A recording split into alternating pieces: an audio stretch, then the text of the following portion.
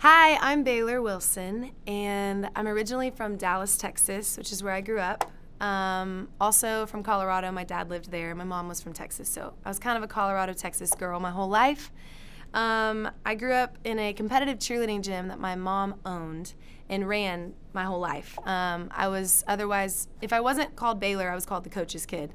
And so, yeah, I grew up running around, tumbling, flipping, stunting, joining tumbling classes I shouldn't be in.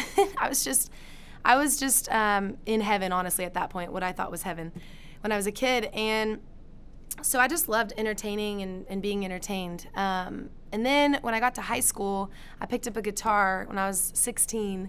Just in my bedroom, I taught myself on YouTube and started playing Sheryl Crow songs, Michael Jackson, a few worship songs here and there, but I didn't really know what worship was yet. When I turned 18, I met the singer Jeff Hanna, who is in the Nitty Gritty Dirt Band. If you don't know who that is, I didn't either, but they sang "You and Me Go Fishing in the Dark," so you know now. Jeff Hanna was the sweetest guy. We met in Oklahoma while I was trying out for university cheerleader, and this is my first Jesus happened moment for sure, before I knew that Jesus was real. And he basically told me, "Baylor, what are you doing in Oklahoma? What are you doing?" And because I had played guitar for him a little bit at this bed and breakfast. And he was like, "You need to move to Nashville." And I was like, Nashville? What? That's really far from home. I don't know. But I felt peace. So I took his word for it and moved to Nashville, went to Belmont University, and I started playing music full time. I was an average student, to be honest. I showed up to class barely, but I really was focused on music full time. I would play writers' rounds, and any chance I could get on the stage, I would be there. Whoever said yes to me to being on the stage. So then, about halfway through college, my mom and I get a phone call from the casting director of Survivor, CBS Survivor, and we were cast for the season 29 Blood versus Water season. And so that was kind of like right in the middle of college, just this experience that I did not expect to have/take. We went out on this island and legitimately were dying.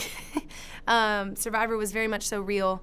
I lost 21 pounds, I got a parasite, I was starving in the jungle, monkeys were living above my head. The people I was playing the game with were cray-cray. It was amazing and also really difficult for a 20-year-old. I was the youngest one on the island, and I think on the show ever.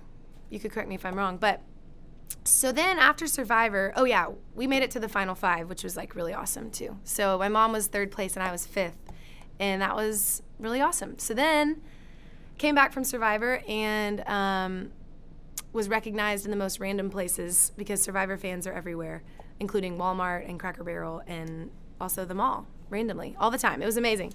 And so I would go back to college and like all my friends were like, "Baylor, you look really skinny. Are you okay?"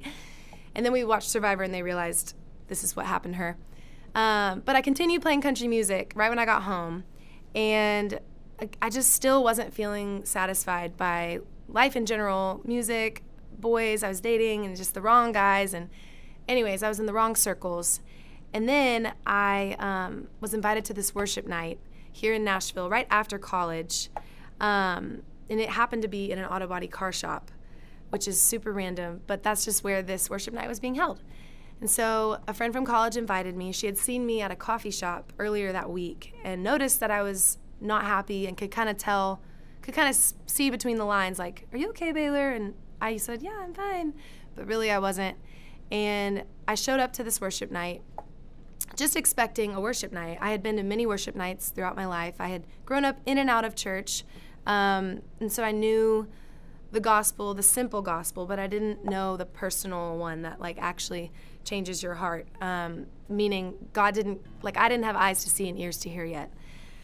Until I walked into this auto body car shop and felt the tangible presence of God. The Spirit of the living God was in this room of all places, and I was forever changed. I ended up like on my knees that night, just repenting and thanking the Lord for his love and the cross. Like I had a revelation of that Jesus died for me on the cross.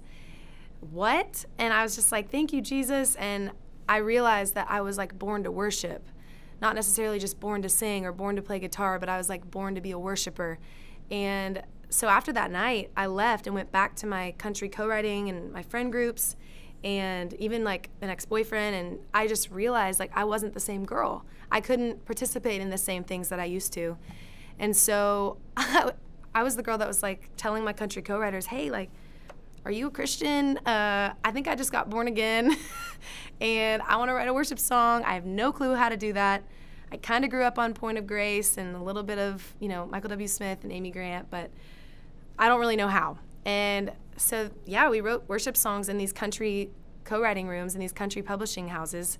And it was like kind of revival. It was kind of crazy. Like these people that had been hurt by the church or, you know, walked away from Jesus were being like reconciled to the Lord just through our conversation and songs.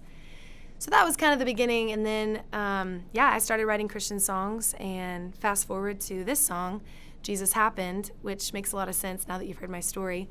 Yeah, I wrote this song just based off of that entire testimony, and specifically off of the moment where I walked into that car shop and felt Jesus.